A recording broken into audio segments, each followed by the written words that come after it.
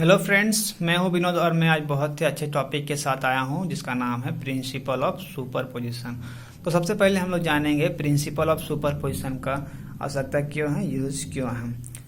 तो जब दो या दो से अधिक फिजिकल क्वांटिटी को हम लोग जब ऐड करना चाहते हो तो हम लोग प्रिंसिपल ऑफ सुपरपोजिशन का यूज करते हैं।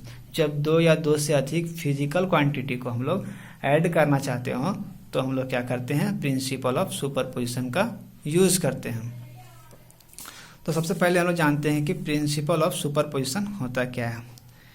एक कोई चार्ज है, इसके आसपास बहुत सारे और चार्जेस हैं, तो इन सभी चार्जेस के कारण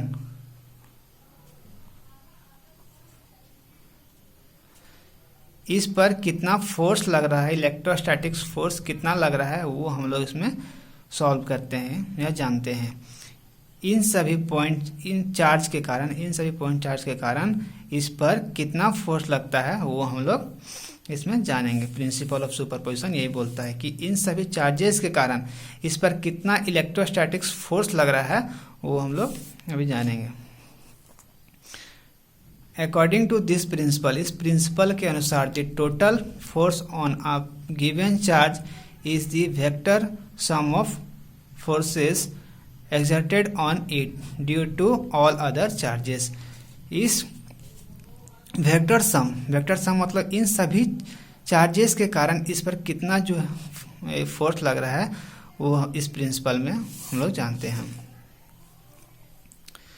ये फिगर आप लोगों को ये है आपका, ये जो मैंने बताया था अभी, ये बीच वाला पॉइंट इन सभी चार्जेस के कारण कितना फोर्स लगता है, इलेक्ट्रोस्टैटिक फोर्स, इसमें ये Q0 ये पॉइंट है, Q1 Q2 Q3 Q4 और F01 F02 F03 F0n ये हम लोग आगे अभी जानेंगे कि क्या है। तो तीन एक्सिस है, X Y और Z।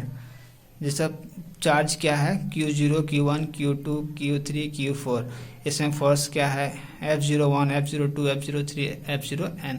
इतने कितने फोर्सेस आप लोग ले सकते हो, चार्जेस ले सकते हो, ये आप पर डिपेंड करता है। Suppose charge Q1 Q2 Q3 Qn are situated at point with position vector R1 R2 R3 Rn respectively.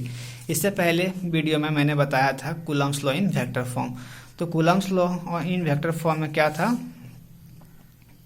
कि 2 पॉइंट चार्जेस Q1 Q2, इसके बीच का डिस्टेंस कितना था R। तो यहाँ पर बहुत सारे चार्जेस हैं, वहाँ पर 2 पॉइंट चार्ज था, इसके बीच का हमको फोर्स निकालना था तो कितना होता है। तो यहाँ पर क्या है कि बहुत सारे चार्जेस हैं, Q1 Q2 Q3 Q4, तो इसके बीच का distance R1 R2 R3 Rn।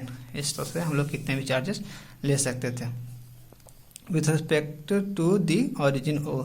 इसका ओरिजिन क्या है, O है। Total force F0 and a test charge Q0 due to all other charges।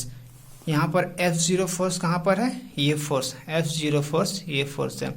यहीं पर हम लोग को निकालना है कि इन सभी चार्जेस के कारण कितना फोर्स यहाँ पर लग रहा है वो। तो F0 ये है टोटल फोर्सेस F0, इसका चार्ज क्या है Q0।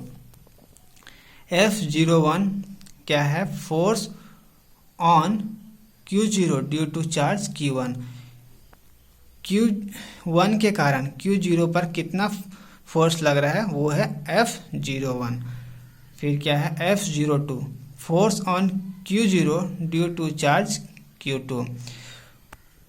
Q2 के कारण Q0 पर कितना फोर्स लग रहा है वो क्या है F02। F03 force on Q0 due to charge Q3। इस Q3 चार्ज के कारण Q0 पॉइंट पर कितना फोर्स लग रहा है वो क्या है F03 डॉट। आप लोग कितना फोर्सेस इसमें ले सकते हो, Fn। अब हम 3 फोर्स लेकर के सीधा n पर आ गए। फोर्स ऑन Q0 पर कितना फोर्स लग रहा है due to charge Q1। Qn के कारण, सॉरी यहाँ पर n, Qn के कारण Q0 पर कितना फोर्स लग रहा है वो क्या है F0n। फिर according to principle of superposition, तब फिर हम लोग क्या निकाले कि प्रिंसिपल ऑफ सुपरपोजिशन में क्या फाइनल आंसर क्या हो गया F01। ये F01 हम लोग कहाँ से लेते हैं कि Q1 Q2 Q3 Q4 का जितना भी फोर्स लग रहा है वो Q0 पर उसका फोर्स कितना था F0 फोर्स था। F0 equal to F01 F02 equal to F03 dot dot dot F0n। ये आपका हो गया फाइनल आंसर। तो प्रिंसिपल ऑफ सुपरपोजिशन आप लोगों को समझ में आ गया होगा। प्रिंसिपल ऑफ सुपरपोजिशन क्या बोलता है कि इन सभी चार्जेस के कारण इस पर कितना इलेक्ट्रोस्टैटिक्स फोर्स लग रहा है वो हम लोग इसमें सॉल्व करते हैं। तो वही हम लोग का फाइनल आंसर क्या आ गया F0 equal to F01 plus F02 F03 dot dot dot F0n। ये हो गया हम लोग का फाइनल आंसर। तो प्रिंसिपल ऑफ सुपरपोजिशन समझ में आ गया होगा आप लोगों को। अगर आप लोगों को वीडियो अच्छा लगे तो लाइक कमेंट शेयर जरूर करें। Thank you.